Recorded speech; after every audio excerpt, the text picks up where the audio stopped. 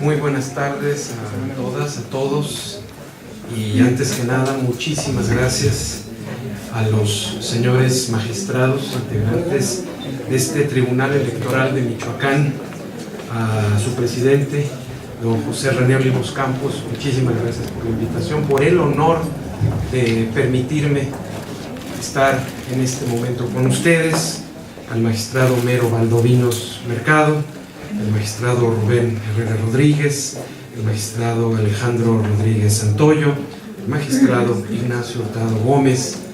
Muchísimas gracias por la distinción, por la oportunidad y sobre todo por la amistad que me dispensa.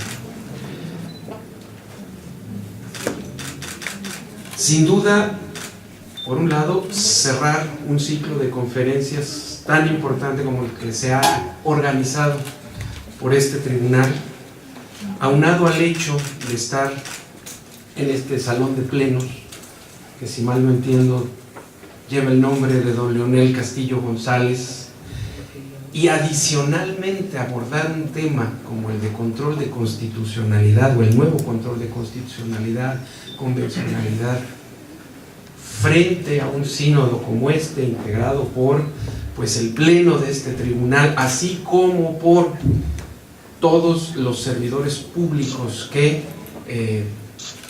me hacen el honor de estar aquí presentes, pues es sin duda, o representa sin duda un gran reto. ¿Por qué? Pues porque en términos muy coloquiales se podría decir que vamos a intentar enseñarle el Padre Nuestro a los obispos.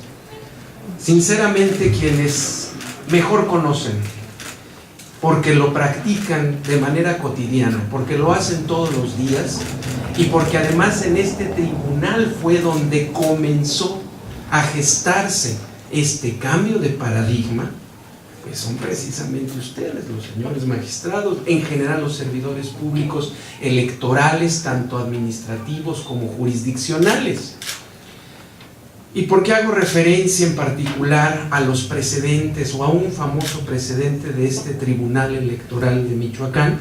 Pues precisamente porque fue este tribunal el que comenzó a marcar pauta importante en torno a el control de la constitucionalidad federal que hoy en día deben llevar a cabo todas las autoridades, particularmente los jueces. Pero antes de abordar o de ahondar en este precedente, me gustaría iniciar por lo más sencillo, lo más básico. ¿A qué nos estamos refiriendo cuando hablamos de control de constitucionalidad, de control de convencionalidad? Cuando hablamos de control, ¿a qué nos referimos? Concretamente, me parece que podríamos convenir en que cuando hablamos de controlar, hablamos de llevar a cabo una acción de verificación. Y cuando verificamos, ordinariamente lo que hacemos es comparar. A ver, en nuestra vida cotidiana no falta, como yo, personas que decimos que estamos sujetos a ciertos controles. Evidentemente mi esposa me controla. ¿Eso qué significa? Digo, yo hablo por lo que a mí me toca. Cuando afirmo que alguien me controla, es porque adecuo mis acciones, mi conducta, a lo que expresamente o bien implícitamente esperan de mí. Es decir, típicamente cuando estamos, insisto, voy a hablar de mi caso. Si estoy yo con algunos amigos a ciertas horas y recibo un telefonazo y me habla y me pregunta a mi esposa dónde estoy y con quién estoy, no faltará el amigo que me diga: es que tu esposa te controla muchísimo, te trae aquí, te está controlando. ¿Eso qué significa? Bueno, cuando me están hablando y me están preguntando que dónde estoy, lo que está haciendo mi esposa es verificar. ¿Y qué está verificando? Mi conducta. Pero para verificar mi conducta, debe de compararla con algo. ¿Con qué compara mi conducta? Con un tipo ideal que se supone que debo yo de observar de conducta. A tal hora, ordinariamente debiera yo de estar en tal lugar con ciertas personas. Si excepcionalmente no estoy en ese lugar con tales personas, mi conducta no se adecua a lo que era esperable que hiciera. De manera tal que cuando hablamos de control, hablamos de una verificación. Y cuando hablamos de verificación, hablamos de una comparación. Y cuando comparamos, siempre tenemos que distinguir dos elementos. La regla o canon que nos va a servir para comparar, el modelo pues, ¿contra qué vamos a comparar? Y por otro lado, el objeto que va a ser materia de la comparación. De manera tal que por un lado tenemos el canon, la regla o el modelo, y por el otro tenemos la cosa, la conducta, el objeto que vamos a comparar. Si esto es así en lo ordinario, con igual razón se presenta cuando hablamos de control de constitucionalidad, porque cuando hablamos de control de constitucionalidad, en principio nos estamos refiriendo, o mejor dicho, nos estamos refiriendo a este contraste, a esta comparación entre lo que se espera, lo que es deseable, lo que es exigible, lo que es debido, versus lo que sucedió, la conducta o la norma. Esta acción de comparación tradicionalmente implica utilizar como canon, como regla o como modelo en la comparación a un texto normativo. Y por otro lado, el objeto que vamos a comparar, que vamos a contrastar, será o una conducta o, ahora sí, generalmente, otro texto normativo. De manera tal que comparamos, confrontamos textos normativos. Tradicionalmente habíamos sido formados, los abogados como tales, profesionalmente habíamos sido formados bajo el paradigma de que los jueces eran propiamente las bocas que pronunciaban las palabras de la ley, asumiendo la herencia, una muy fuerte herencia de la Ilustración y de la Revolución Francesa, el ideal de que el derecho era lo que creaba el legislador y que el derecho se agotaba en la ley. Al día de hoy, este paradigma, creo yo que por fortuna lo hemos superado, de manera tal que, si ustedes lo notaron, yo no me referí a leyes, a constitución o a reglamentos cuando hablé de la comparación. Yo hablé de textos normativos. Y aquí es bien importante retomar una distinción que otro frecuente visitante a este tribunal, el doctor Esquiaga Ganuzas, Javier Esquiaga Ganuzas, pues nos ha ofrecido. Claro, dentro de la tradición académica en la que se inscribe el doctor Esquiaga, heredero de autores como Brodelsky, podemos distinguir entre el texto normativo y la norma, donde la norma no necesariamente es exactamente lo que de manera gramatical o textual consigna el texto, sino que media una labor de interpretación. Este nuevo paradigma en el cual el derecho no es lo que dice el librito, ese librito que podemos llamar constitución o código o ley general, sino que el derecho propiamente es el resultado de la interpretación que distintos operadores jurídicos hacen sobre ese texto normativo. Dirán ustedes, me estoy abriendo demasiado en mi exposición, pero esto va a ser, me parece, relevante cuando regresemos al punto del control de la constitucionalidad, por una razón. Cuando hablamos, insisto, de control de constitucionalidad, estamos hablando de una verificación, de una comparación entre un texto normativo y otro texto normativo. Bajo este paradigma al que me acabo de referir, nos estaríamos refiriendo propiamente a la comparación entre dos normas, donde una es suprema, una norma suprema, y la otra no lo es. Pero puesto que ya distinguimos entre normas y textos normativos, es importante, regresando al tema de los paradigmas, recordar que cuando hablamos de este control o verificación de la constitucionalidad, no nos estamos refiriendo a, y esto lo digo con base en el propio criterio de la Suprema Corte, no se trata de confrontar lo que dice ese libro llamado Constitución, ese texto normativo, sino que a ese texto normativo, para conformar ese canon, regla o modelo que nos va a servir para llevar a cabo el contraste, le tenemos que agregar la interpretación que de ese texto normativo, es decir, de ese texto llamado Constitución, la interpretación que de ese texto han hecho ciertos operadores jurídicos. Cuando me refiero a operadores jurídicos, me refiero no solo a los abogados, sino a todos aquellos sujetos que hacen algo con las normas jurídicas. Y con las normas jurídicas podemos crearlas, podemos aplicarlas y podemos interpretarlas. Y para esto no se requiere ni ser abogado ni ser servidor público.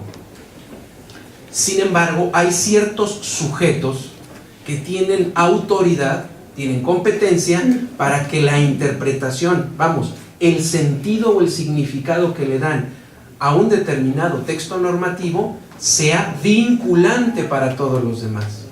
En el caso de la Constitución, o mejor dicho, de la Ley Suprema, y ahorita regresamos a este tema de la Ley Suprema, en el caso de la Ley Suprema, y en particular refiriéndonos a dentro de este conjunto de normas denominado Ley Suprema de la Unión, el núcleo de derechos humanos, según nuestra Suprema Corte, ese núcleo de derechos humanos dentro del conjunto de normas denominado Ley Suprema de la Unión, a esos textos normativos hay que complementarlos con la interpretación que la propia Suprema Corte y la Corte Interamericana de Derechos Humanos le han dado precisamente a esos textos normativos de derechos humanos que conforman el núcleo de derechos humanos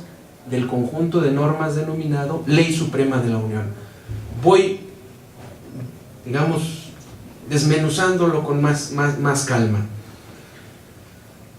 Cuando hablamos de supremacía constitucional, pues evidentemente nos referimos de manera inmediata a nuestro famoso artículo 133 constitucional. Nuestro artículo 133 constitucional tiene dos partes.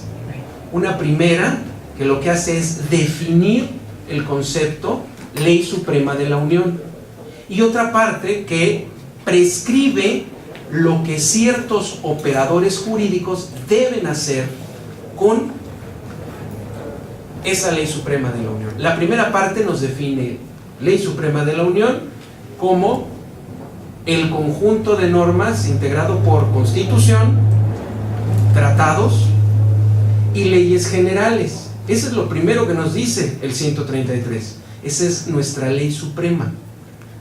Lo que posteriormente nos prescribe, y siempre nos ha prescrito el 133, es que los jueces de las entidades federativas se deberán arreglar a lo que prescribe la Ley Suprema de la Unión, aún en contra de lo que las leyes de sus estados puedan prescribir.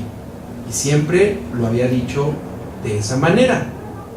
la interpretación que la Suprema Corte de Justicia de la Nación había hecho respecto de esta segunda parte, de manera sistemática con otros artículos de la Constitución, el artículo 103, el artículo 107, habría conducido a la Suprema Corte a razonar en el sentido de que el único mecanismo procesal para llevar a cabo este control o verificación de la constitucionalidad era, o fue por muchos años, el juicio de amparo. Si del juicio de amparo solo son competentes para conocer tribunales y jueces federales, o tribunales y jueces del Poder Judicial de la Federación, solo a los jueces solo a los juzgados y tribunales del Poder Judicial de la Federación quedaba reservado este mecanismo de control de la constitucionalidad. Sin embargo, nos enfrentamos al tema de la materia electoral. Por un lado, a finales del siglo XX pasado, incorporamos a nuestro texto federal, a nuestro texto constitucional federal, un nuevo mecanismo de control de constitucionalidad: las acciones de inconstitucionalidad. Se reformaron las controversias constitucionales y adicionalmente se creó para 1996 todo un sistema integral de medios de impugnación en materia electoral a nivel federal, que prevé, como todos ustedes lo saben muy bien, dos mecanismos principalmente, aunque el control de constitucionalidad se lleva a cabo a través de prácticamente cualquier medio que integre este sistema de impugnación, pero principalmente se crean dos mecanismos: el juicio para la protección de derechos político-electorales del ciudadano y el juicio de revisión constitucional electoral, JDC, JRC, más conocidos por sus siglas. Y precisamente a principios de este siglo, la Sala Superior del Tribunal Electoral del Poder Judicial de la Federación, haciendo una interpretación de la propia Constitución, asumió que tenía plena competencia para llevar a cabo este control de constitucionalidad, es decir, esta verificación, este contraste entre textos normativos secundarios y textos normativos supremos. Y en más de 30 ocasiones no solo llevó a cabo este control de constitucionalidad, sino que el control de constitucionalidad derivó en la inaplicación de normas generales, de leyes, a casos concretos. Como todos ustedes recuerdan también, a partir de la resolución en torno a una contradicción de criterios entre la Sala Superior y la Suprema Corte de Justicia de la Nación, en la cual se determina que no puede haber contradicción de criterios porque un órgano es de jerarquía superior respecto del otro, se precisa claramente que el Tribunal Electoral del Poder Judicial de la Federación no tenía competencia para llevar a cabo este control de constitucionalidad.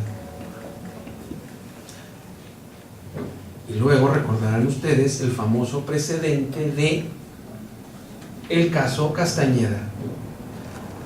Estoy dando un brinco muy grande en el tiempo, pero traigo a colación el caso Castañeda porque lo verdaderamente relevante para efectos de la protección de nuestros derechos en el caso Castañeda no fue el tema relacionado con las candidaturas independientes.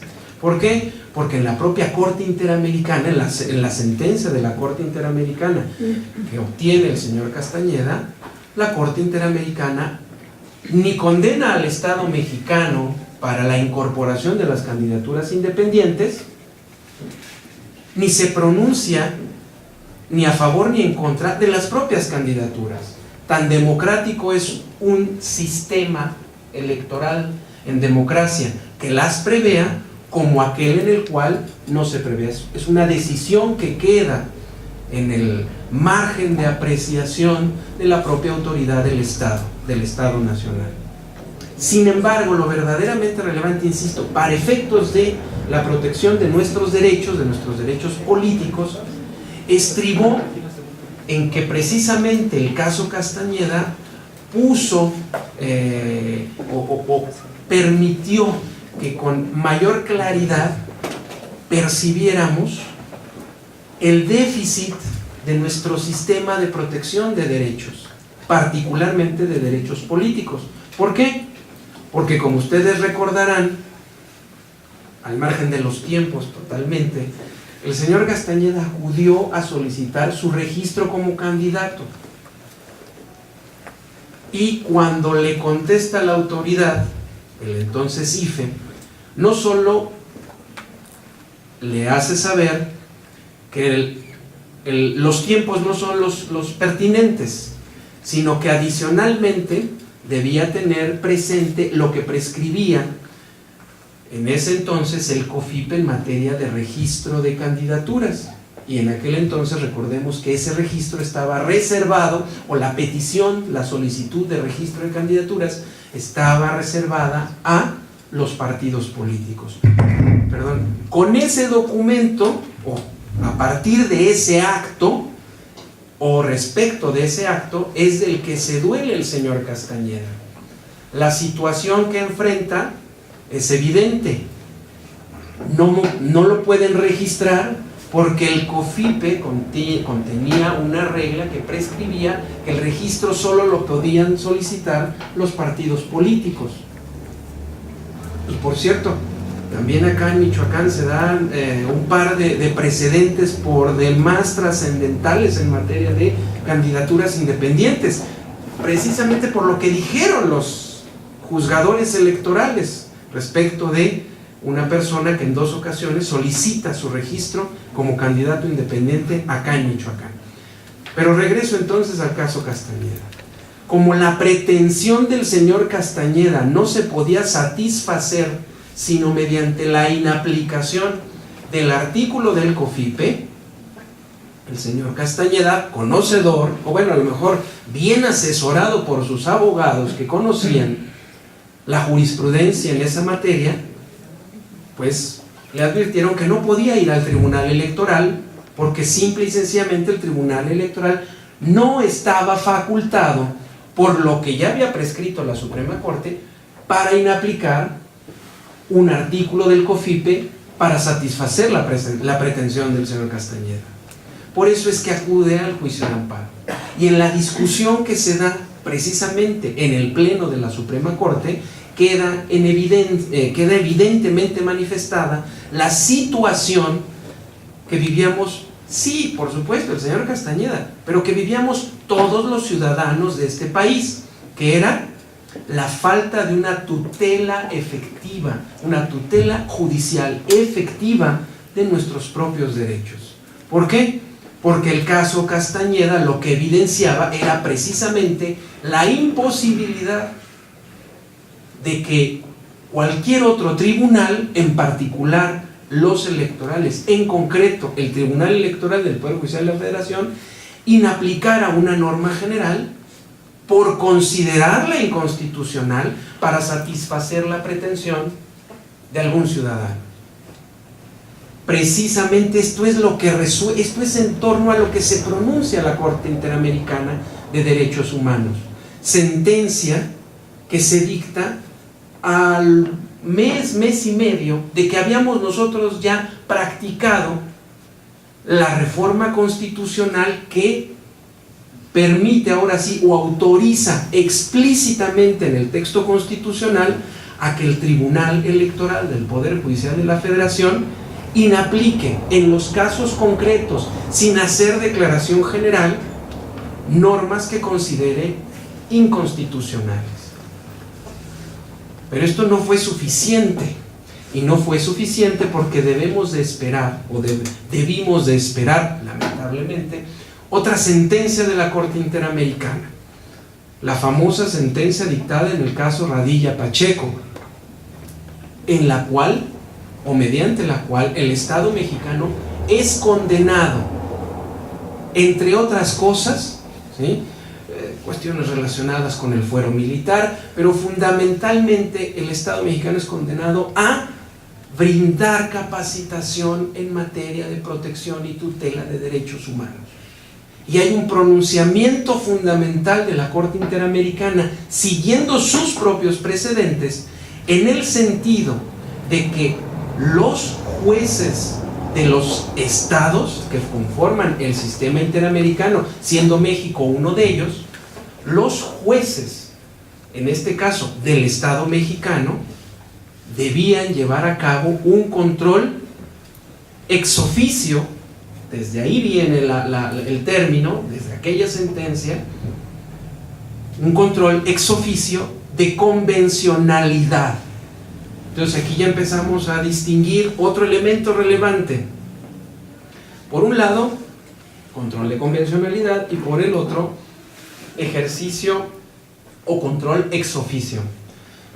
Me refiero primero a control de convencionalidad y lo vinculo a lo que inicialmente expuse, control de constitucionalidad.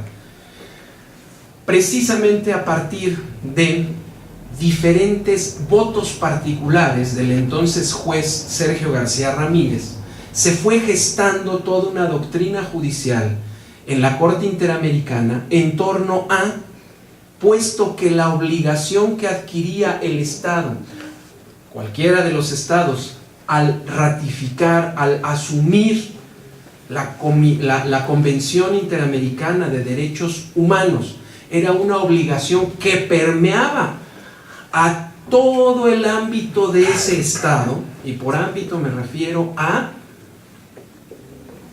el ámbito federal, el ámbito estatal o provincial, el ámbito municipal, es decir, la obligación de respetar los derechos humanos. De entrada, ya vamos a ver después lo que prescriben actualmente en nuestro artículo 1 constitucional, pero la obligación de respetar, de velar, de proteger o tutelar los derechos humanos no era propia o no es propia o exclusiva, por ejemplo, en nuestro sistema de Estado federal, no es propia y exclusiva de las autoridades federales, sino de las autoridades federales, las estatales, las municipales, es decir, de todo el Estado mexicano.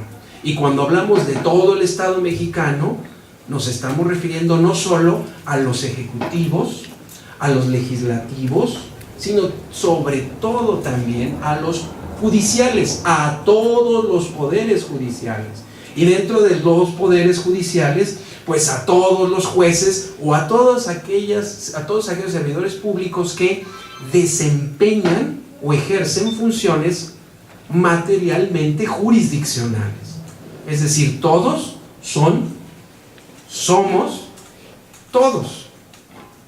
Y tampoco hacemos distinción entre los tradicionales órganos del Estado, ejecutivo, legislativo, judicial, sí, sino también a los órganos autónomos de nuestro Estado. De manera tal que la obligación es pareja.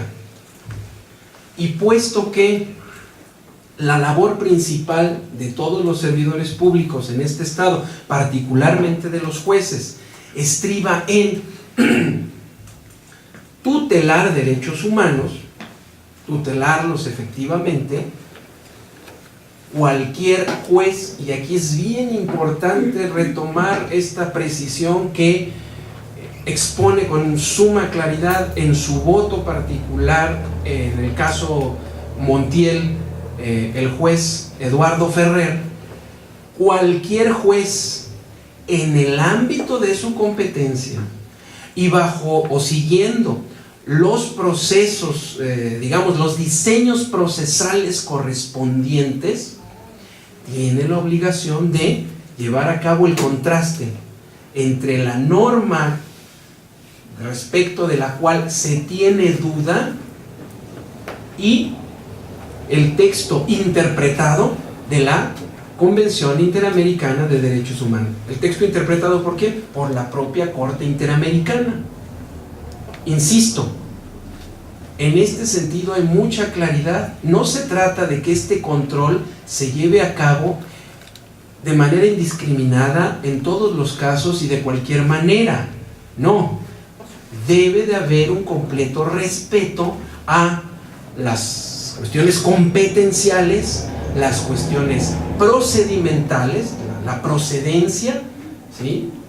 Y sobre todo el diseño procesal del mecanismo mediante el cual un juez está conociendo de una probable inconsistencia o incongruencia entre una norma secundaria y la norma suprema de la Unión, que conforman, entre otros, la Convención Interamericana, el texto interpretado de la Convención Interamericana de Derechos Humanos.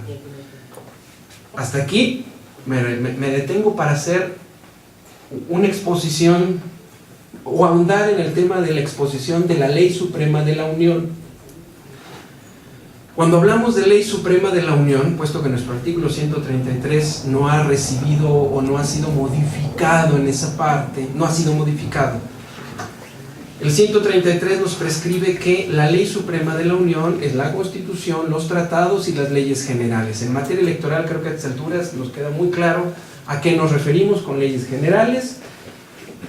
Cuando hablamos de Ley Suprema de la Unión, estamos hablando de un conjunto de normas o de textos normativos. Dentro de este conjunto también hay una graduación o también hay niveles, diría. Constitución, tratados y leyes generales. Pero los tres conforman ese bloque o ese núcleo o ese conjunto denominado Ley Suprema de la Unión. Una vez dictada la sentencia en el caso Radilla y puesto que nuestro país fue formalmente notificado de la misma, lo cierto es que el Poder Judicial Federal no fue notificado formalmente de la sentencia. Y a partir de este hecho, el entonces presidente de la Suprema Corte le hace la consulta al propio Pleno de la Suprema Corte en torno a cómo debía o si debía el Poder Judicial de la Federación emprender acciones correspondientes a la ejecución de la sentencia. Después de, digamos, un intercambio intenso de opiniones en torno a estos temas, finalmente la Suprema Corte de Justicia de la Nación emite una resolución, vamos a llamarlo así, e insisto, lo llamo así porque no hay propiamente un litigio, no hay propiamente un conflicto constitucional que se esté resolviendo, de ahí que a esta resolución la conocemos todos como el expediente Varios 912, y en ese expediente, o mejor dicho, en esa resolución, la Suprema Corte de Justicia de la Nación lleva a cabo una de las operaciones más importantes para nuestro sistema jurídico, les diría yo, de los últimos 60, 70 años. El verdadero cambio de paradigma está ahí. El cambio de paradigma está ahí. Claro, a esta resolución en el Varios 912 le tiene que corresponder una lectura paralela de la reforma precisamente practicada a nuestro artículo primero constitucional en 2011. Tenemos que leerlos de manera conjunta. ¿Por qué? En Varios 912 la Suprema Corte se enfrenta precisamente a que la Corte Interamericana había condenado o había prescrito que los jueces del Estado mexicano tenían que llevar a cabo un control ex oficio de la convencionalidad. Pero ¿qué no habíamos quedado? Que ese control de constitucionalidad se llevaba a cabo en nuestro país, de constitucionalidad, se llevaba a cabo en nuestro país de manera concentrada. ¿Concentrada en qué sentido? Pues que solo los tribunales del Poder Judicial de la Federación y, digamos, ciertos tribunales, ya después entró el Tribunal Electoral, pero solo los tribunales del Poder Judicial de la Federación, a través de juicio de amparo, controversia constitucional, acción de inconstitucionalidad y después JRC y JDC, podían llevar a cabo este control de constitucionalidad. ¿Por qué concentrado? Porque esos mecanismos se concentraban, su ejercicio se concentraba en tribunales del Poder Judicial de la Federación. Fuera de ahí, ningún otro juzgador estaba autorizado para llevar ese control de constitucionalidad.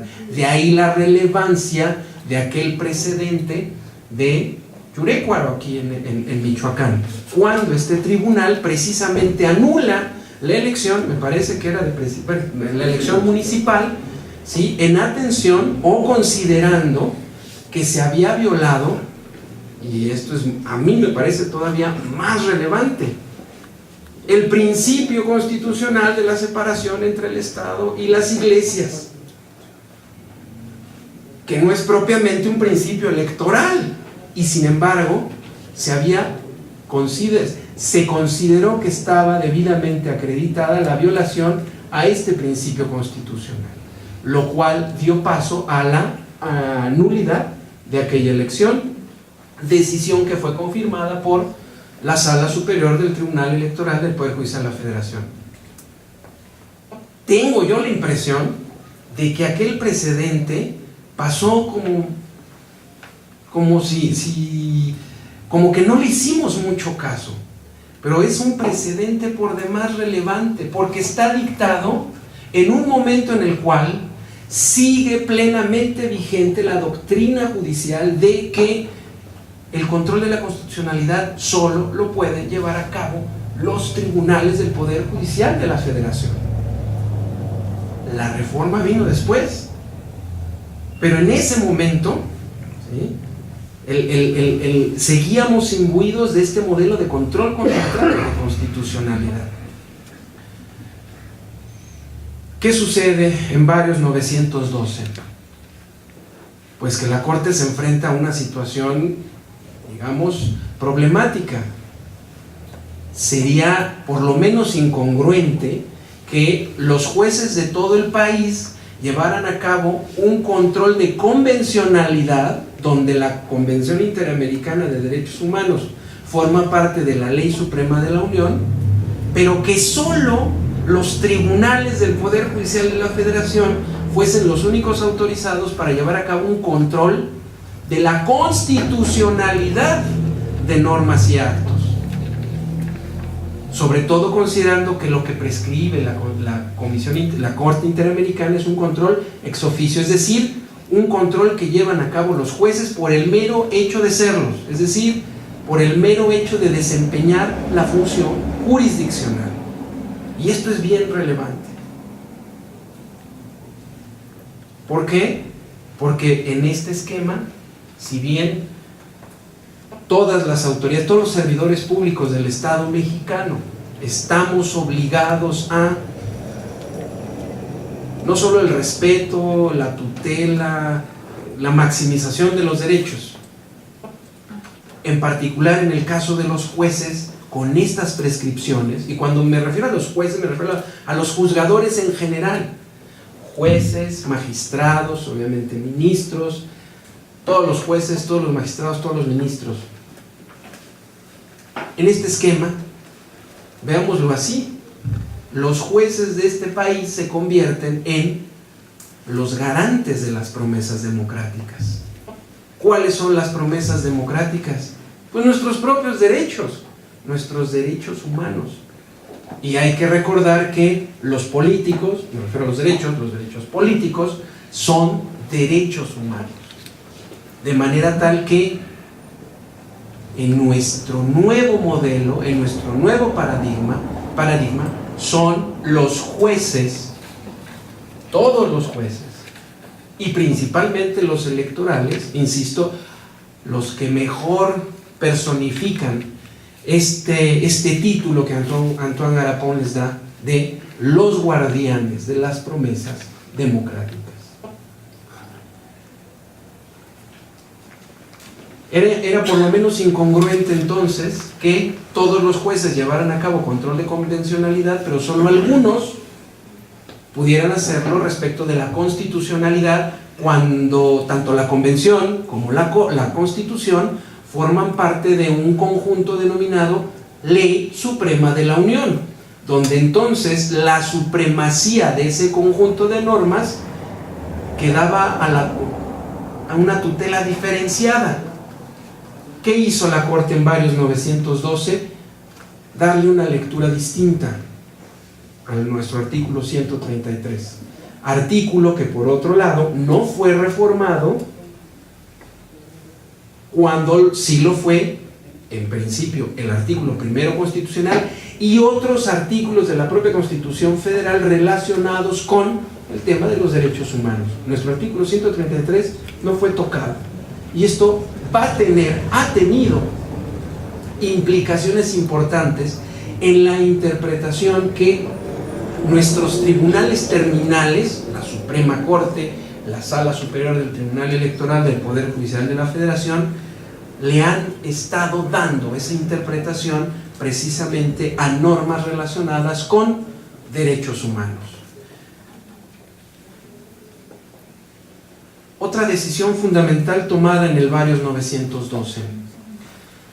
Si Ley Suprema de la Unión es el conjunto de Constitución, tratados y leyes generales, en Varios 912, dictada esta resolución después de la reforma al artículo primero constitucional, y recordemos que el artículo primero constitucional lo primero que nos prescribe es que los derechos humanos contenidos en la Constitución y en los tratados internacionales, ¿sí?, no podrán, digamos, se convierten en, para usar, digamos, para corresponder a la lectura del Varios 912, este conjunto de derechos humanos se convierte en el núcleo de eso que denominamos Ley Suprema de la Unión. Vamos, esto es como la paleta Tupsi Pop, tiene varias capas. Pues así es nuestra Ley Suprema de la Unión, tiene varias capas, pero tiene un centro, y ese centro es el que, o núcleo, es el que conforman los derechos humanos. Derechos humanos vengan de donde vengan, de la Constitución o de los tratados, conforman un núcleo. Claro, ojo, después va a venir la famosa resolución en la contradicción de criterios 293, que también todos conocemos, y la Corte nos va a prescribir, porque es jurisprudencia, que aún en ese núcleo de derechos humanos que la Constitución nos dice que se tienen que interpretar de la manera más favorable a la persona, la Suprema Corte nos prescribe que en ese núcleo de derechos humanos, en ese conjunto o núcleo de normas de derechos humanos, y cuando hablamos de normas de derechos humanos, pues supongo o asumo yo que están tanto las normas relacionadas con el ejercicio de los derechos humanos o el reconocimiento de los derechos humanos, como las normas relacionadas con las limitaciones, las restricciones o las suspensiones de los derechos humanos. En materia electoral tenemos varios ejemplos, sobre todo en materia de suspensión de derechos políticos por cuestiones penales. Me parece que ahí está latente un muy interesante caso en torno a criterios jurisdiccionales a partir de la lectura de esta reforma y de estas dos resoluciones de la Suprema Corte. Pero bueno, en la contradicción 293 lo que nos va a prescribir la Suprema Corte es que aún en este núcleo de derechos humanos, aún debemos atender al criterio de jerarquía, de manera tal que cuando un derecho humano sea principalmente de origen convencional, que venga de un tratado, se enfrenta a una restricción al ejercicio de ese derecho, pero que conste en el texto constitucional, se ha de preferir el texto constitucional aún por encima de lo que más favorablemente el convenio pueda prescribir a la persona misma. Esto es jurisprudencia, esto lo tenemos que tener bien claro. Claro, también. Recordemos que en todo sistema normativo, en todo sistema jurídico y en todo sistema político, es necesario, es una necesidad, que haya alguien, que exista un órgano, que dé siempre la última palabra. Sin embargo, de ahí no se sigue que esa última palabra dictada en un caso, con una resolución, sea la última palabra de la discusión, y creo que este es un claro ejemplo. Esta es jurisprudencia, la tenemos que acatar, se tiene que cumplir, pero la discusión no solo ha continuado, sino que se ha incrementado precisamente en torno a esta prescripción de la Suprema Corte. Y me parece que lo más responsable que podemos hacer todos nosotros es mantener viva esta discusión en torno a precisamente el tema de las restricciones constitucionales a los derechos humanos versus las prescripciones más favorables a los derechos humanos contenidas en textos de tratados o textos convencionales. A partir de aquí, de esta muestra muy general del estado que se guarda, regreso a algo que quizá puede resultar un poco más novedoso para ustedes, porque esto ya lo conocen ustedes todo muy bien. Creo que a estas alturas la gran pregunta no es qué es el control de constitucionalidad o qué es el control de convencionalidad, sino cómo se hace, cómo se lleva a cabo. Y en ese sentido también tenemos que regresar a nuestros precedentes judiciales. La Suprema Corte ya nos prescribió en principio, 3 pasos para llevar a cabo este control de constitucionalidad y convencionalidad. A ver, en mi opinión, creo que dimos el paso a hablar de control de la regularidad de la Ley Suprema de la Unión. ¿Por qué? Porque ahí estamos metiendo tanto a Constitución como a tratados, convencionalidad. Entonces, control de regularidad de la Ley Suprema de la Unión es una propuesta. ¿Cómo se lleva a cabo? La Corte nos ha prescrito que sigamos los 3 pasos: una interpretación conforme en sentido amplio, una interpretación conforme en sentido estricto y la inaplicación. Cuando hablamos de la interpretación conforme, y aquí también ¿qué quieren? Soy buen lector de la producción editorial de este tribunal. En un libro reciente editado por este tribunal, cuyo nombre lamentablemente en este momento no recuerdo, se consigna un artículo, un trabajo de Javier Esquiaga, muy bueno, que se llama ¿Qué hacemos con el artículo primero constitucional? De verdad es uno de los mejores trabajos que yo he leído sobre precisamente los problemas que el operador jurídico va a enfrentar al momento de aplicar el primero constitucional. ¿En qué consiste? Bueno, lo primero es diseccionar el primero constitucional y darnos cuenta de que cuando se habla de la interpretación conforme, se nos está prescribiendo una técnica, una manera de interpretar, pero de ninguna manera es el objetivo, la meta o el lugar de llegada. Nos dicen cómo hay que transitar, cómo hay que caminar, pero no nos dicen a dónde vamos a llegar. De manera tal que la interpretación conforme la debemos de ver como una técnica, ahora sí prescrita constitucionalmente. Ahora, ¿conforme con qué? Bueno, de entrada, la interpretación conforme con los propios textos de derechos humanos. Porque la interpretación conforme propiamente es la que se lleva a cabo entre un texto de menor jerarquía y un texto de mayor jerarquía.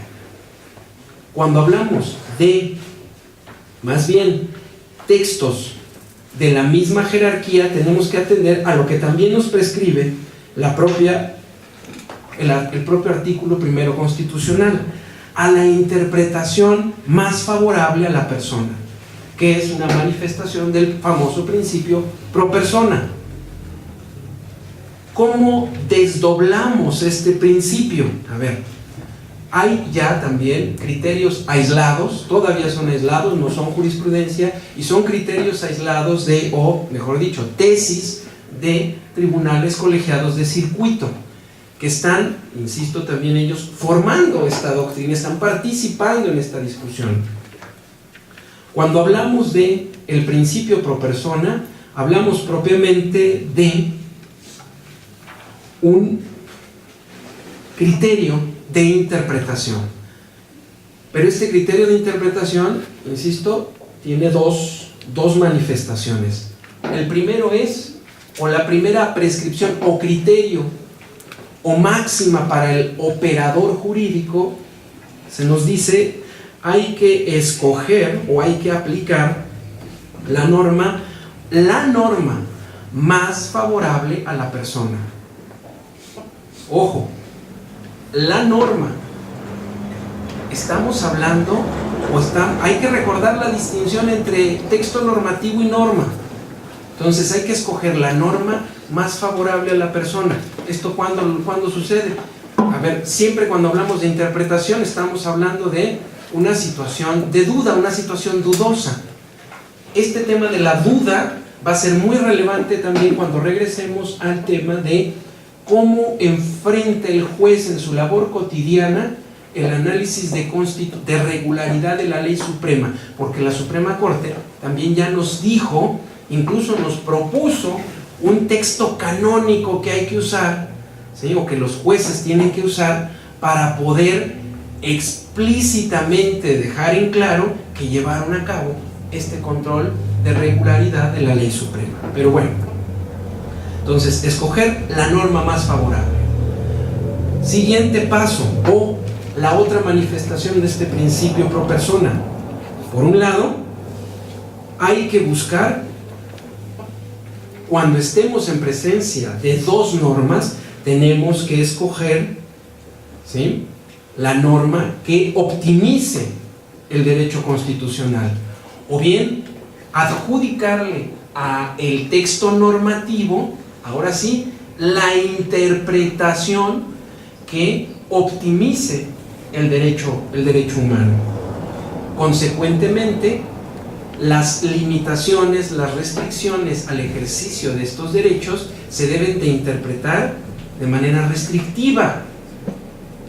Cuando hablamos, se propone que cuando la Suprema Corte prescribe que lo primero es llevar a cabo una interpretación conforme, estamos hablando de la selección de la norma más favorable para la persona. Cuando habla de la interpretación conforme en sentido estricto, estaríamos proponiendo que la Corte se haría referencia a el sentido más favorable para el ejercicio del derecho, la interpretación más favorable.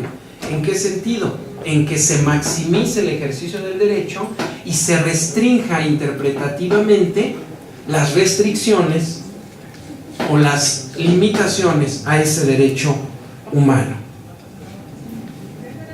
Si llevada a cabo estas dos operaciones de manera sucesiva, el operador jurídico se enfrenta con que no hay posibilidad de encontrar una interpretación más favorable a la persona, una norma favorable a la persona, o que bien no hay una interpretación que restrinja la limitación al ejercicio del derecho humano.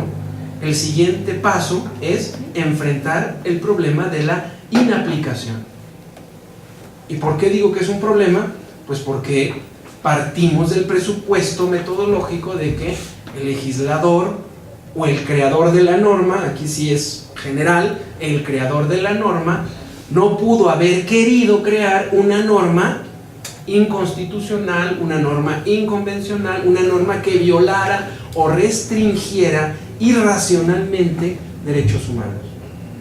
De ahí que entonces no es que se den automática la inaplicación de la norma, sino que viene la necesidad de llevar a cabo el famoso juicio de racionalidad o proporcionalidad.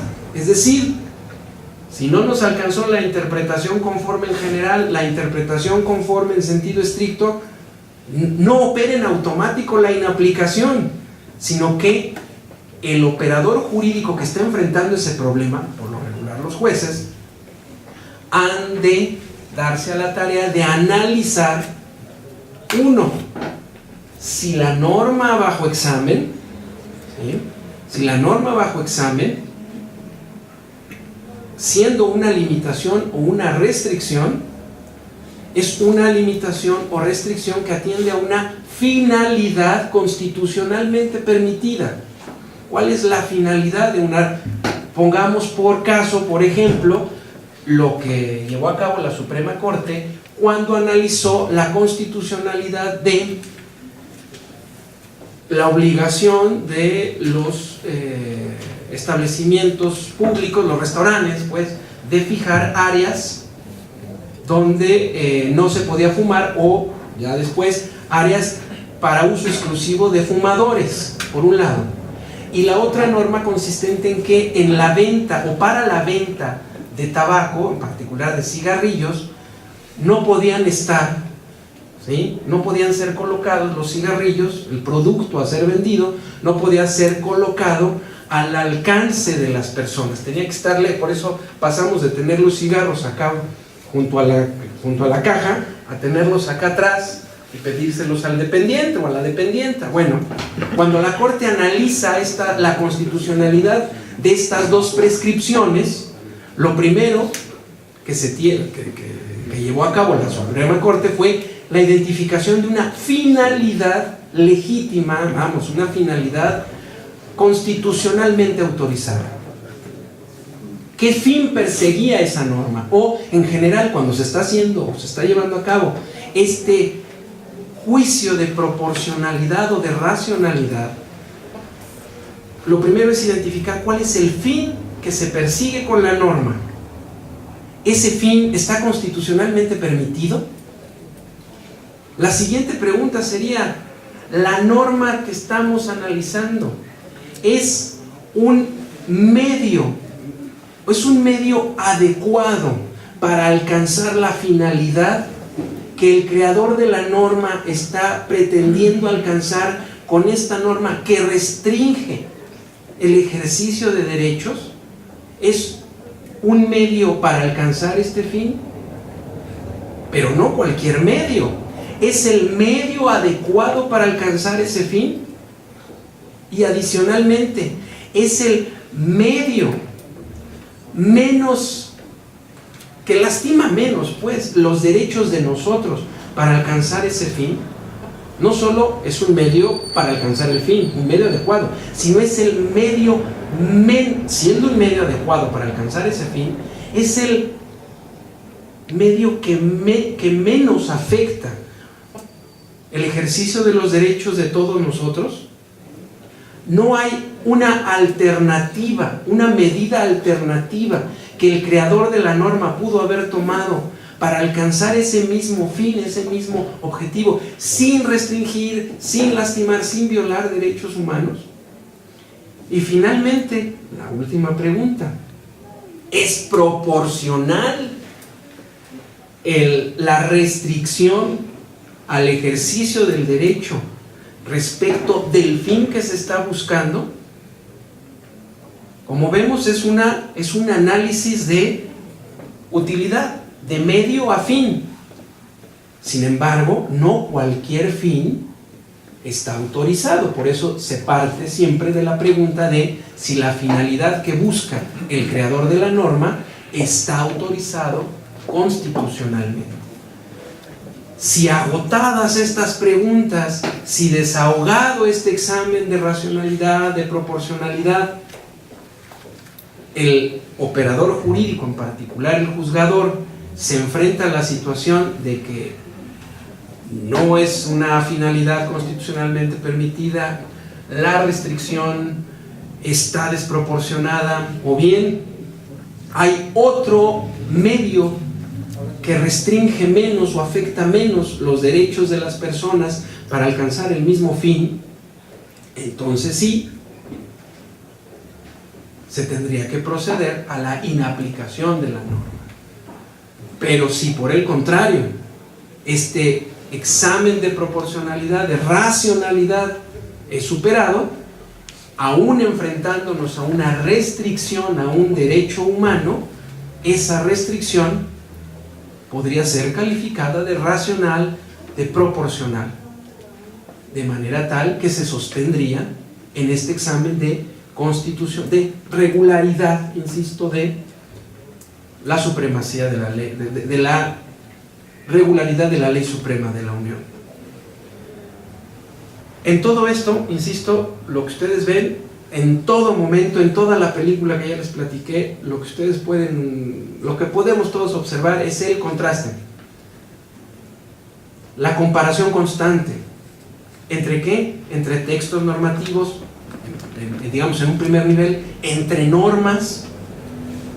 Siempre estamos comparando, siempre estamos comparando. ¿Qué estamos buscando encontrar o qué pretendemos encontrar? Que la norma de menor jerarquía no se oponga, no contradiga, no sea inconsistente con la norma suprema, la norma superior.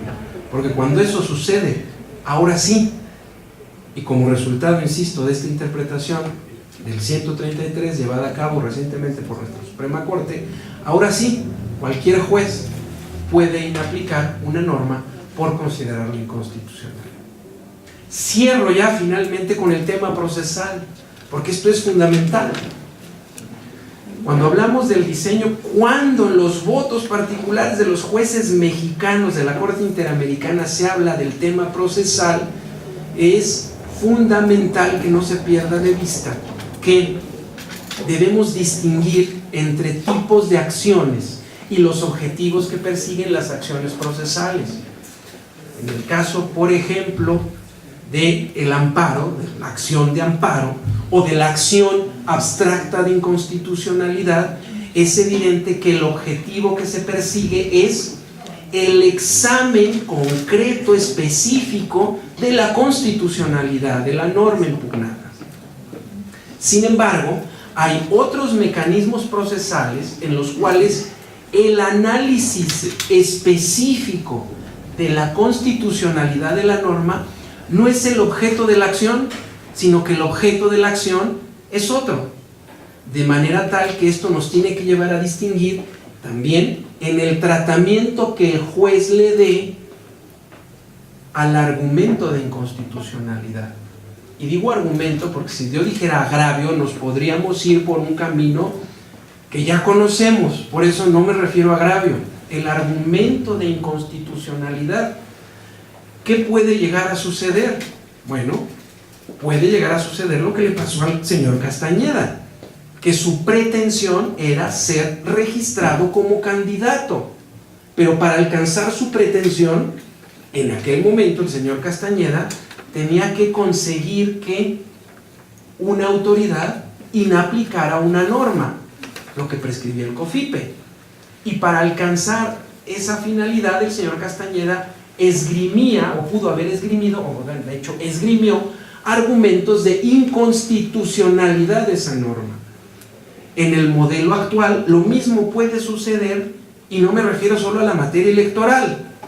Para alcanzar la pretensión para ver satisfecha la pretensión en algún juicio ordinario, civil o mercantil, familiar, cualquiera de las partes, o en particular que está actuando, la parte que está actuando, puede esgrimir argumentos de inconstitucionalidad de alguna norma que tenga por objeto que el juez ante el cual está instando inaplique la norma, evidentemente sin hacer una declaración general, porque para eso sí mantenemos nuestro modelo concentrado, pero lo que se le va a pedir al juez es que se satisfaga la pretensión del actor, donde el argumento de inconstitucionalidad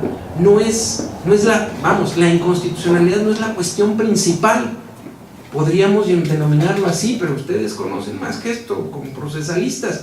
Es una cuestión incidental, no porque se abra un incidente, sino porque es algo que incide en lo principal, pero no es lo principal. Es un tema en torno al cual el juez se tiene que pronunciar, pero no es la pretensión del actor conseguir la inaplicación de la norma o la declaración de inconstitucionalidad. Esa no es su pretensión. Su pretensión estriba en que, por ejemplo, en materia electoral lo registren como candidato porque se considera con mejor derecho, su propio partido lo registre, o en alguna otra materia la pretensión puede ser la desocupación del inmueble o la obtención de una sentencia favorable en un juicio de divorcio. Esa puede ser la pretensión. Y la pretensión, recordemos, descansa en la causa de pedir, por qué estamos pidiendo eso, ¿sí? Y el fundamento de la misma. ¿Por qué quiero que me devuelvan la casa? Tengo que esgrimir los hechos, tengo que describir los hechos que motivan que mi pretensión sea esa. Pero por el otro lado, no debo, tengo que darle a quien va a decidir, al juzgador, el elemento normativo que tutele esa pretensión. Insisto, no es un deber. Puede ser considerada una carga, pero no es un deber. Recordemos que aquí el que conoce el derecho son los jueces. Luego, quien tiene que llevar a cabo este control de regularidad de la ley suprema, pues son los jueces. Y es la propia Suprema Corte la que nos ha señalado que los jueces lo llevan a cabo ante dos situaciones. Sea que se presente un argumento de inconstitucionalidad, es decir, alguna de las partes esgrime argumentos o razones que sostengan su afirmación en el sentido de que una de las normas o la norma que se pretende aplicar es inconstitucional, caso en el cual el juez, evidentemente bajo el principio de que tiene que atender lo que las partes le expongan, pues tiene que hacerse cargo de esa argumentación. Tiene que enfrentar esa argumentación. Pero ¿qué pasa cuando las partes no esgrimen argumentos de inconstitucionalidad o de inconvencionalidad? ¿El juez lo tiene que hacer? Sí, el juez lo tiene que hacer. ¿Por qué? Porque es un control que se desahoga ex oficio. Pero eso no quiere decir que el juez tenga que llevar a cabo un ejercicio de hojas y hojas de estudio. No.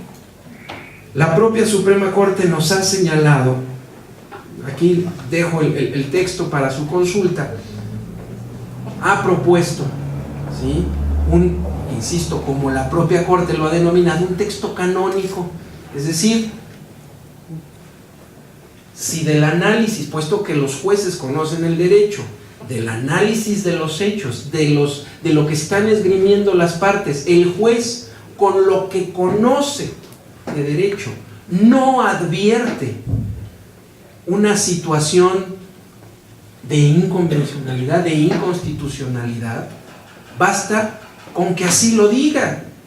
No tiene que llevar a cabo un análisis pormenorizado de todas las normas. Basta con que se mencione que, si bien no lo dijo el actor, de lo que el propio juez conoce, no hay elementos que le permitan suponer un choque, una incongruencia entre la norma secundaria y la ley suprema de la Unión. Y lo pone en un párrafo la propia Suprema Corte, o lo propone la propia primera sala de la Suprema Corte en un párrafo. De manera tal que se tiene que hacer, sí, lo tenemos que hacer, lo tienen que hacer los jueces, y otras obligaciones en general todos los servidores públicos. El gran tema es cómo lo estamos haciendo. Dejaré también aquí otro trabajo donde se analiza en materia electoral cómo lo ha hecho en 3 distintas etapas la Sala Superior. ¿Por qué 3 distintas etapas? Porque quienes escribimos el documento nos referimos a precisamente aquella primera etapa en la cual entre 97 y 2002 la Sala Superior inaplica textos legales por considerarlos inconstitucionales. Después, aquella etapa, después del dictado de la resolución de contradicción de criterios que llevó a la Suprema Corte a sostener que el Tribunal Electoral no podía hacer lo que había venido haciendo, etapa que se cierra precisamente en 2007 con la reforma correspondiente, y que llevó a la Sala Superior del Tribunal Electoral del Poder Judicial de la Federación a utilizar otra herramienta hermenéutica, la interpretación. Como no podía llevar a cabo control de constitucionalidad, vamos, no era eso, no podía inaplicar una norma, pero la interpretación conforme, al fin y al cabo, también es una faceta del control de constitucionalidad. Luego, en esa etapa también siguió haciendo control de constitucionalidad la sala, pero no inaplicó, interpretó las leyes y las normas conforme a la Constitución. Y luego, a partir de 2007, ya con facultades constitucionalmente expresas, el ejercicio que de dichas facultades ha llevado a cabo el Tribunal Electoral del Poder Judicial de la Federación. Insisto, dejo aquí los textos, los documentos para su análisis, pero sobre todo pues para su crítica y la discusión, que siempre será bienvenida. Como muy bienvenido me siento con todos ustedes, con la invitación de los señores magistrados que integran este tribunal, y pues muy honrado y muy agradecido por su paciencia y su permanencia. Muchísimas gracias, señores magistrados, muchísimas gracias a todos ustedes.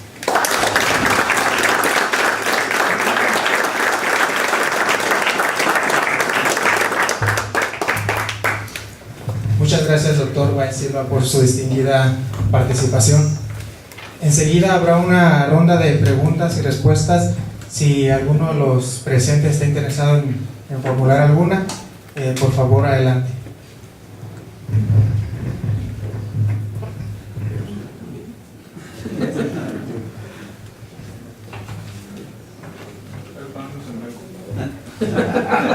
No, me quedé, perdón, gracias, nuevamente bienvenido. Por lo que comentabas ahorita tu trabajo, creo que por ahí también hubo una sentencia muy interesante, muy rápidamente para no abusar, y quisiera escuchar tu opinión.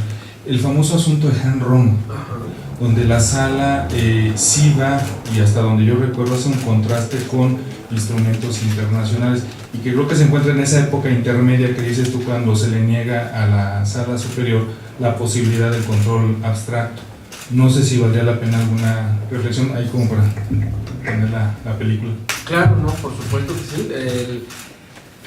Precisamente en esa época, en ese momento en el cual todavía no se tenía la reforma,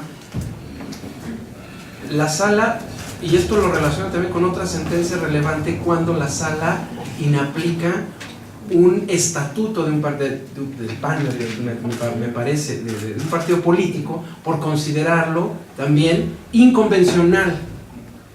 Y ahí el tema fue, bueno, no estamos inaplicando leyes, este es un estatuto de un partido político, o sea, hay que distinguir. En el caso Han Rong, en efecto, se enfrenta a la situación en la cual la Constitución, porque además se conocía como la ley antichapulín, pero no era propiamente una ley, era la propia Constitución de Baja California, imponía restricciones al ejercicio del derecho a ser votado en razón de la ocupación de cargos de elección popular inmediatamente antes de postularse a un nuevo cargo. Esto está en la Constitución de Baja California. En el caso concreto, a ver, si mal no recuerdo, el señor Han Rong obtiene el registro de su candidatura para gobernador habiéndose separado del cargo de presidente municipal de Tijuana, para el cuyo periodo no había terminado. Obtiene el registro ante el instituto local, impugnan los partidos distintos al del señor Han Rong, y en el tribunal local revocan la decisión del instituto local, negándole el registro al señor Han Rong. Contra esa sentencia es que acudieron tanto el partido que pretendía postularlo, como el propio señor Han Rong, uno en JRC, el otro en JDC, y ya en la sala superior, y esto también por una cuestión de técnica, se le da entrada primero a la demanda de JDC para que fuese al JDC al que se acumulara el JRC, porque ustedes recuerdan que el JRC es de estricto derecho. En cambio, el JDC pues tiene una finalidad de tutela de los derechos humanos, de los derechos políticos. Bueno, se acumula el JRC al JDC, y es el JDC en el que se decide, se lleva a cabo esta verificación de que la Constitución de Baja California restringía de manera irracional, desproporcionada, el ejercicio del derecho a las personas que, habiendo sido votadas para un determinado cargo, se separaran de ese cargo y buscaran inmediatamente otro diferente. ¿Por qué? Porque iba en contra de lo expresamente señalado o de lo prescrito por la Convención Interamericana de Derechos Humanos, en particular el artículo 23, 25 de la propia convención, relacionados estos artículos con los derechos políticos. Si bien la sala no estaba autorizada para llevar a cabo un control de constitucionalidad, y esto es un claro ejemplo de el canon, el parámetro, la regla que nos sirve para calificar, donde lo que se estaba calificando, lo que se estaba comparando, lo que se estaba verificando era las normas de la Constitución de Baja California, y el canon que se utiliza para calificarlas, para contrastarlas, para verificar su regularidad, no es la Constitución, porque la Corte le había dicho al tribunal que no podía usar la Constitución para hacer eso. Entonces el tribunal, en vez de tomar esa parte de la Ley Suprema de la Unión, que se llama Constitución, toma esa parte de la Ley Suprema de la Unión que denominamos tratados, en particular la Convención Interamericana de Derechos Humanos.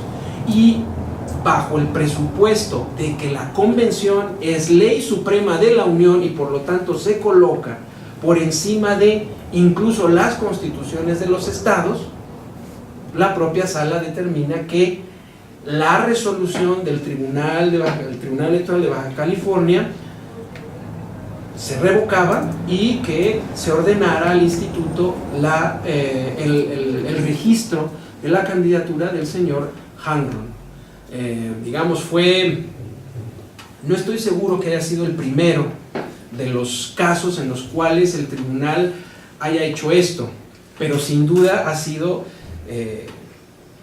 fue el primero donde con evidencia, contundencia y sobre todo con mayor divulgación se llevó a cabo. Eso sí, sin duda, y es un muy buen ejemplo de la distinción entre la distinción para la utilización del canon, la regla o el modelo que se va a utilizar al momento del contraste. Y evidentemente es un ejemplo de control de convencionalidad, control ex oficio de convencionalidad, muchos años antes incluso de los votos particulares, tanto del doctor García Ramírez como de ya el caso Almonacid en la Corte Interamericana, donde se consolida esta doctrina del control judicial ex oficio de la convencionalidad. Gracias, muchas gracias. ¿Alguna otra pregunta? Doctor, yo tengo una pregunta, ya que hablaba del tema de restricciones constitucionales. Hemos estado trabajando un tema en el que analizamos el caso del padre Iván Bernal, que hace poquito conoció la Sala Superior. El artículo 130, fracción D, impone la restricción a los ministros de culto de el derecho del voto pasivo a menos que se separen en términos de la ley reglamentaria.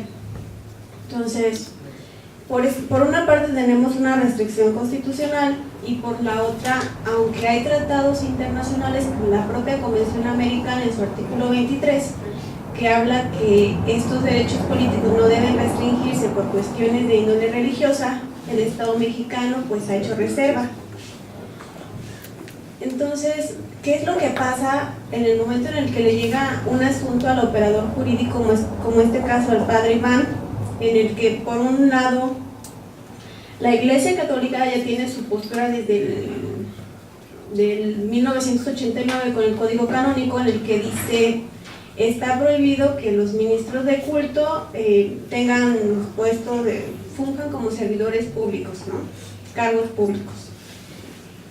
Y en este caso, ¿qué es lo que pasó? Bueno, el padre Iván se registró como precandidato, después le impugnan la candidatura porque no se había separado 5 años antes del día de la elección. El instituto local le niega el registro, el tribunal local igualmente confirma esa negación del registro, se va a la Sala Regional Guadalajara, que también lo confirma, y posteriormente ya después llega a la Sala Superior. Aquí mi postura es, estamos hablando de derechos humanos, pero ¿qué es lo que pasa cuando, y bueno, qué es lo que pasó con el padre Iván? Se quedó, lo dieron de baja como sacerdote porque el obispo le mandó una carta, obraba en autos, que le dijo: queda suspendido de tu estado clerical, y por otra parte se queda sin su registro. Entonces, ¿qué pasa con los derechos de la persona? ¿Tú cómo dejas a una persona por un lado sin su ministerio y sin poder acceder a un cargo público, cuando a nivel internacional, y ya hay otras legislaciones como Rusia, como España, que tienen más amplitud en la libertad religiosa, y nosotros en México por cuestiones históricas seguimos manteniendo una restricción constitucional, pero sin embargo, como tenemos reservas a esos tratados internacionales, no podríamos ejercer un control difuso de la convencionalidad, y nuestra Constitución se queda corta en esa tutela de derechos por esta restricción. ¿Qué hacemos? ¿Podemos superar esta restricción en caso de que la Corte Interamericana tuviera jurisprudencia en ese asunto? Porque en la contradicción de tesis 293, cuando la Corte fija lo que es el bloque de constitucional o constitucionalidad o parámetro de control de regularidad de la Constitución, en esa masa de derechos incluye también la jurisprudencia de la Corte Americana, sea parte de México o no sea parte. Entonces, en dado caso en que hubiese una jurisprudencia en ese tema, ¿podríamos superar esta restricción constitucional?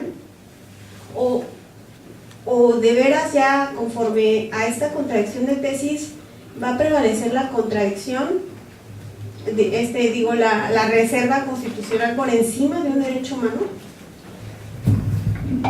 Bueno, de manera muy ortodoxa habría que responder primero que precisamente conforme al criterio del 293, la restricción constitucional se impone por sobre lo que prescriba la Convención Interamericana de Derechos Humanos. Pero además, como ya lo mencionó, en nuestro país, el Estado mexicano expresó reserva en materia de ministros de culto religioso respecto del ejercicio de sus derechos políticos. Entonces, no solo es una restricción constitucional, cuando el Estado mexicano firmó la convención, manifestó una restricción, seguramente fundada esa restricción esa reserva en la restricción constitucional. Sin embargo, hay una clara voluntad expresada ya por el Estado mexicano. Bajo la jurisprudencia de la Suprema Corte, la restricción se tiene que imponer por encima de aquello que pueda prever en mayor beneficio de la persona en concreto la convención. Una vez agotadas las instancias, evidentemente la persona tiene la posibilidad de acudir al sistema interamericano, pero entonces tendríamos que esperar ya la sentencia correspondiente en la que, así como en el caso de Chile, la Corte Interamericana condenó al Estado chileno a modificar su constitución, tendríamos que esperar una resolución más o menos similar quizá de la Corte Interamericana para buscar una superación por esa vía de la restricción constitucional.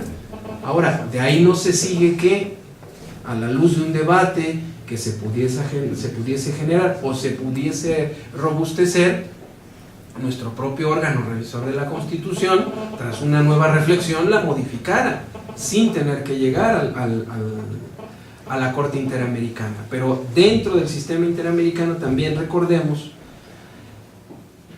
esto que denominan margen nacional de apreciación, es decir, no todas las restricciones o las modalidades en el ejercicio de un derecho humano o del pleno ejercicio de un derecho humano son irracionales o pueden justificarse a la luz del contexto de cada estado, de cada nación.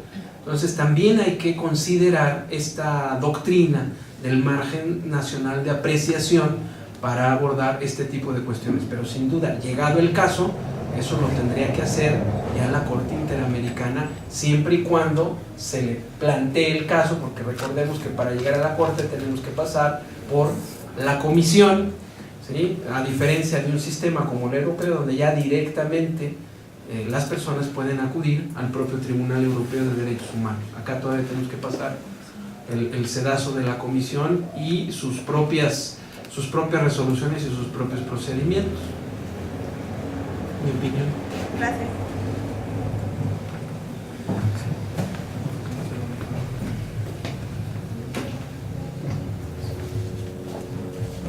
Enseguida, el magistrado presidente, a nombre del Tribunal Electoral del Estado de Michoacán, hará entrega de un reconocimiento por su brillante participación como conferencista magistral al